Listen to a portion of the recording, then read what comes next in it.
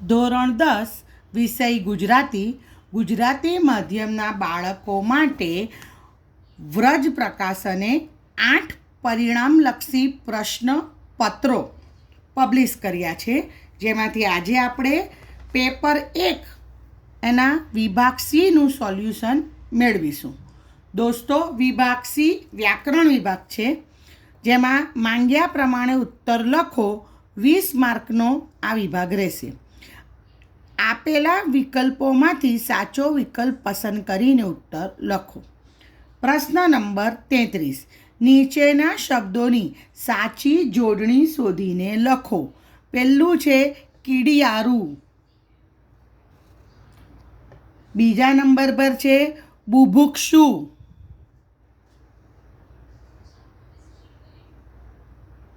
ત્રણે ત્રણમાં રસવાવાળું આવે તો આપણે અહીંયા પહેલાં ને કરી દઈએ બુભુક્ષુ. ઓકે. બીજા નંબર 34ના પ્રશ્ન છે ઉત્સવ શબ્દની સાચી સંધિ છોડો. તો ઉદ વત્તા છવ, ઉત્સવ. પ્રશ્ન નંબર 35. ભજન આનંદ શબ્દનો સમાસ ઓળખાવો. તો મધ્યમ પદ લોપી સમાસ. પ્રશ્ન 36. બંને શબ્દના જોડણી ભેદે થતો અર્થભેદ જણાવો. પહેલામાં છે સુર રસવાવાળું હોય તો દેવતા, દેવ. સુર એટલે દેવ, અને દીર્ઘાવાળું સુર એટલે અવાજ, રવ, નાદ, નિનાદ, વોઇસ. પ્રશ્ન નંબર 37.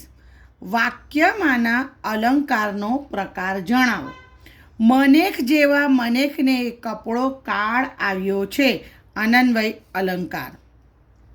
પ્રશ્ન 38. સમજણ શબ્દમાં કયો પ્રત્યય રહેલો છે? પર પ્રત્યય.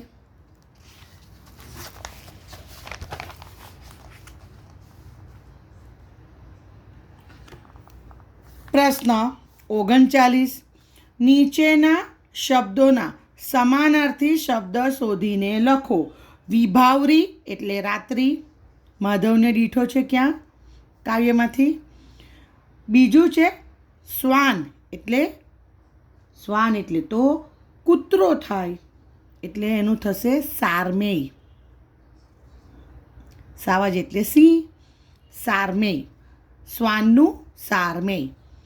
પ્રશ્ન નંબર 40. છાસ સંજ્ઞાનો આપેલા વિકલ્પોમાંથી સાચો પ્રકાર લખો. છાસ એ દ્રવ્યવાચક સંજ્ઞા થાય. પ્રશ્ન નંબર 41. નીચેના રૂઢિપ્રયોગનો અર્થ આપો. શિખરો સર કરવા એટલે સફળતા પ્રાપ્ત કરવી. સફળતા પ્રાપ્ત કરવી. 42મો પ્રશ્ન. નીચે આપેલ કહેવતનો અર્થ લખો. બાંધી મુઠ્ઠી લાખની એટલે વાત બહાર ન જાય ત્યાં સુધી ઇજ્જત સચવાય. ઘરની વાત એટલે બહાર ન જાય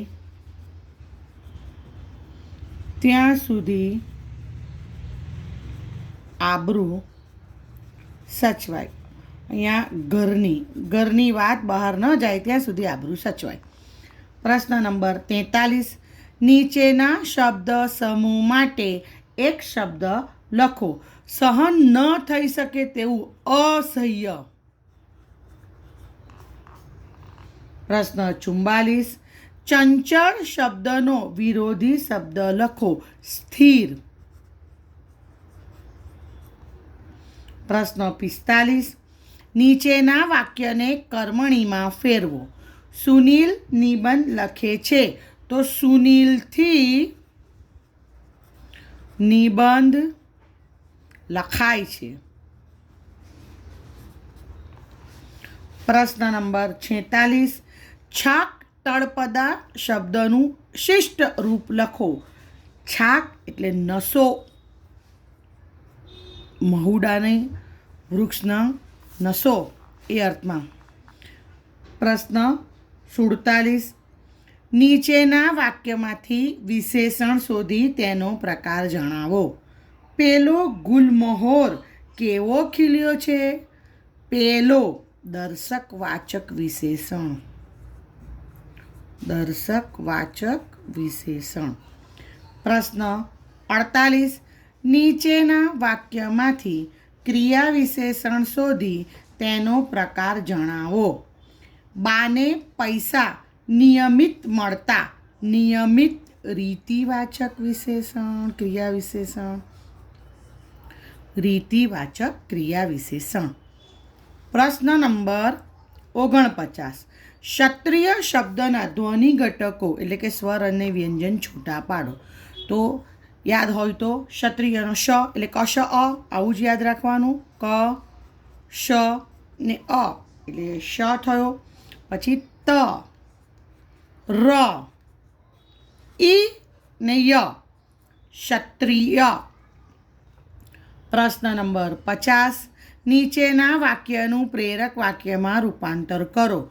ભગવાન કૃષ્ણ ગોકુળ પહોંચ્યા.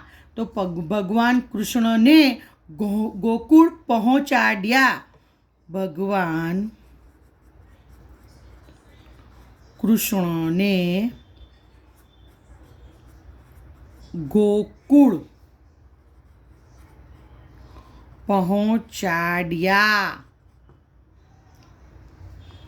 પ્રશ્ન નંબર 51. નીચેની પંક્તિમાંનો છંદ ઓળખાવો. લાંબા જોડે ટૂંકો જાય, મરે નહીં તો માંદો થાય. ચોપાઈ છંદનું ઉદાહરણ છે. અને 52મો પ્રશ્ન. છંદનું બંધારણ જણાવો. યમન સબલગા એટલે શિખરિણી છંદ. મિત્રો, આશા રાખું છું કે મારા દ્વારા અપાયેલી આ સમજૂતી તમને ગમી હશે. All the best for exam. By.